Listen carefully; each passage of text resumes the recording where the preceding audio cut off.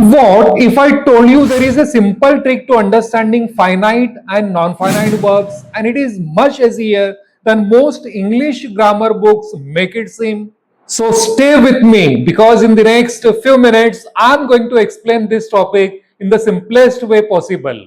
By the end of this video, you will never confuse finite and non-finite verbs again. Let's begin with the finite verbs. Finite verbs are the main verbs in a sentence. They change depending on the tense and the subject. For example, she walks to the park. In this sentence, the word walks is a finite verb. It shows present tense and it matches with the subject she. Now look at this. She walked to the park. The verb changes to the past tense. And now they walk to the park. The verb changes again because the subject changed from she to they. So remember this, finite verbs change with tense and subjects. Now comes the important part. Here is the easiest way to understand.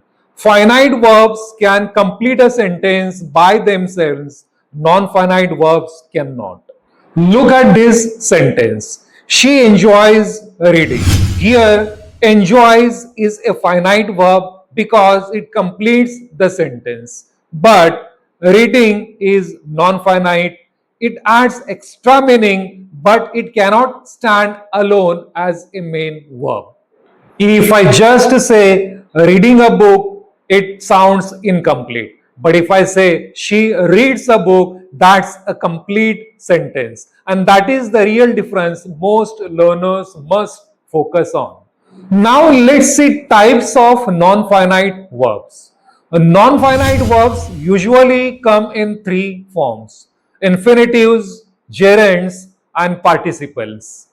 First, infinitives. These are to plus base form of a verb. Examples: to eat, to learn, to sleep. Second, gerunds. These are verbs ending in ing that act like nouns. For example, swimming is fun. Here, swimming act as the subject of the sentence. Third, participles. These work like adjectives. For example, crying baby needs milk. Here, crying describes the baby. Here is a quick trick you can use in any sentence. Ask yourself, can this verb change according to tense and subject? If answer is yes, it's finite. And if answer is no, it's non-finite. Example, she sings well. Can sings change? Yes. She sang well. They sing well. So it's finite. Now look at this.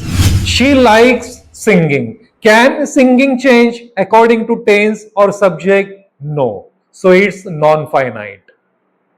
Let's review quickly. Finite verbs show tense, change with the subject, and can complete a sentence. Non-finite verbs do not show a complete tense, usually do not change with the subjects, and cannot stand alone as the main verb. Once you understand the concept of a complete sentence and an incomplete sentence, this grammar topic becomes much easier.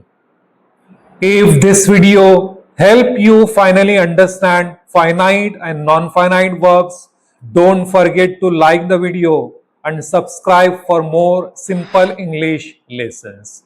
And in the comments, try writing one sentence with a finite verb and one with a non-finite verb. I would love to read them.